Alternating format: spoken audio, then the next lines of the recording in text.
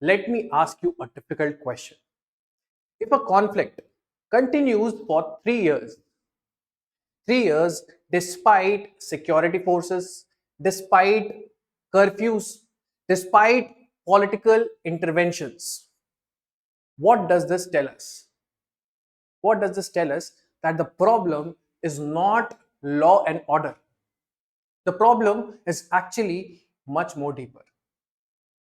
That is exactly what we are seeing in Manipur. Even after years of violence, tensions remain high, fresh clashes are happening, and the peace still feels fragile. So today in this video, we are not just asking what happened recently, we are asking a much bigger question. That bigger question is, why does Manipur keep returning to violence?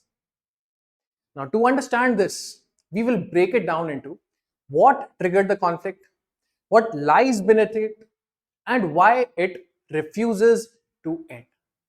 So, welcome students to Legacy IAS. In this video, we are covering a very important article and trying to dig in deeper and understand that 3 years on, Manipur still remains on the edge and what's behind the latest unrest. Okay, so first thing, that what triggered the violence. So let us understand the violence first. That is, what was the trigger, what actually started the violence. Okay, now in 2023 you would have heard that the Methi community, they had demanded the scheduled tribe status.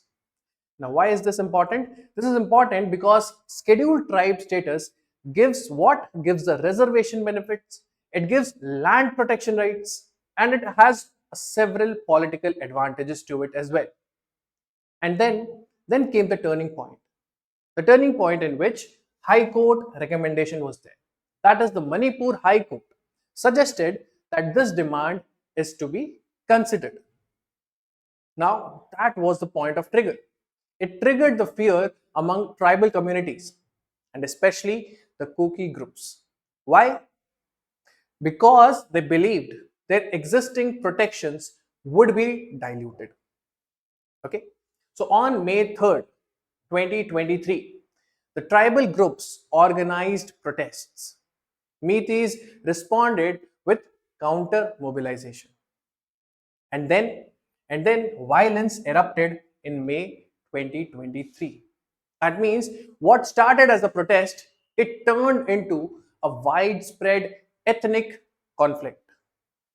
Important line here is that this was not just a protest, it was actually a collision of competing fears that resided between the tribal communities. Now, to understand this further and dig in deeper, we must understand what the conflict really is. Okay. So, as we go deeper, we understand this, that ethnicity, land, and identity is something that is overlapping and is a core problem of this issue. That is, at its core, if we try to understand this conflict, at its core, it is actually an ethnic divide. That is, the Meiteis mostly live in the Imphal Valley. Okay, the Kukis largely live in the surrounding hills. Now, here is the critical point. The critical point is that the land's laws are different. Metis cannot easily buy land in hill areas, but the tribal communities have protection in those regions. So when Meiteis demand ST status, it is not just about reservation. It is also about the access to land.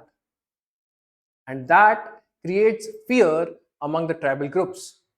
The fear of losing land, the fear of losing identity.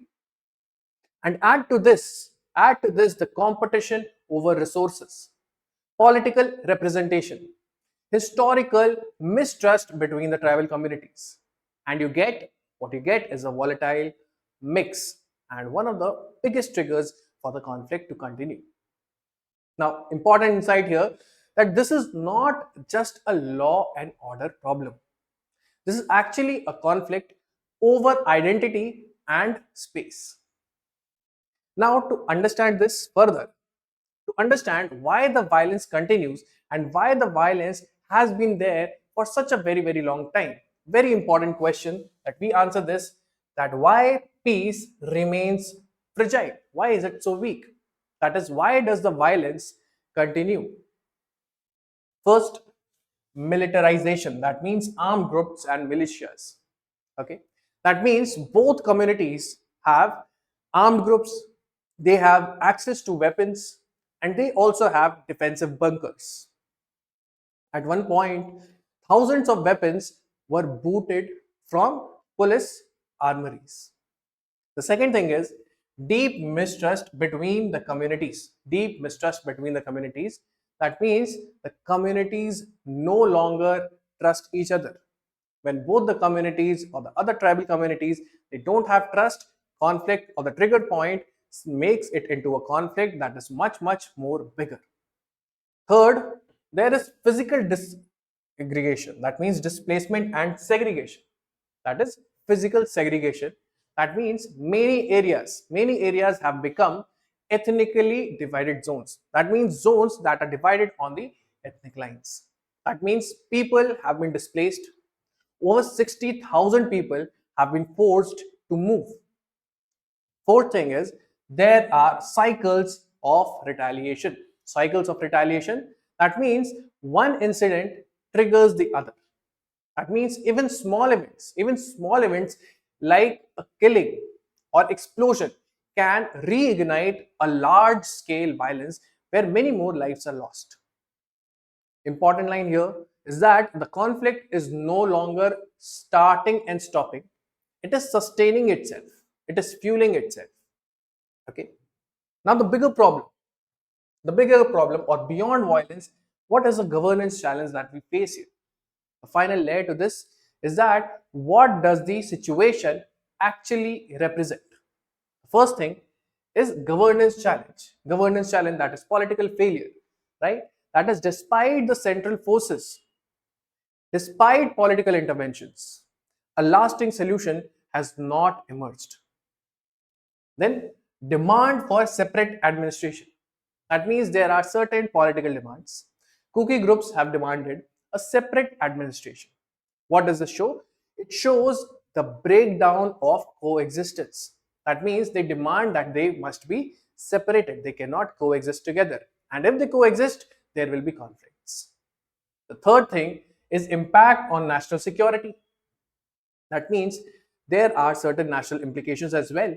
That is why, because Manipur is something with the location, the geography of Manipur is such that it is quite important strategically.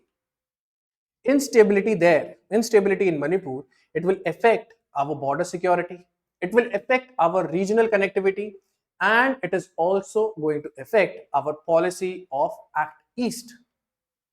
Finally, there is need for long-term dialogue. Okay, security measures can control violence temporarily, but long-term peace, it requires political negotiation, it requires trust building, and requires inclusive solutions. So now ask yourself, why does why does Manipur keep returning to violence? Because the conflict is not about one single issue. It is about identity, it is about land, it is about power, and it is about history. So we must remember that conflicts do not continue because they are unresolved. They continue because the underlying fears remain unaddressed.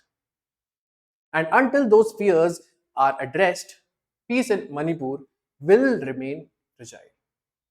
Thank you so much.